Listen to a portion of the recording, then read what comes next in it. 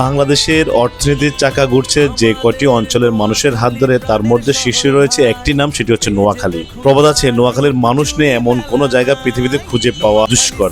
কিন্তু আপনি কি জানেন, দেশের অর্থনীতির প্রাণভ্রমরাও এখন এই অঞ্চলের মানুষের নিয়ন্ত্রণে? Noakhali city, the royal city of Bangladesh Facebook page থেকে আপনাদেরকে জানিয়ে দেবো নোয়াখালীর 10জন শিল্পপতির নাম এবং ঠিকানা। তার মধ্যে নাম্বার 1 হচ্ছে আবুল খায়ের গ্রুপ, যার বাড়ি হচ্ছে নোয়াখালীর সোনাইমুড়ি উপজেলার নাটোরশ্বরে ইউনিয়নে। 2 নম্বরে রয়েছে ফাটেক্স গ্রুপ, যার বাড়ি হচ্ছে নোয়াখালীর বেগমগঞ্জ উপজেলায়।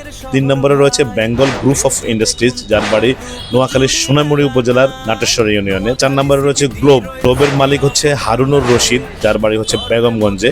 এরপরে রয়েছে আমাদের তমা গ্রুপের বাড়ি হচ্ছে সোনাইমুড়ি উপজেলায়, যার মালিক হচ্ছে আতাউর রহমান খান মানিক।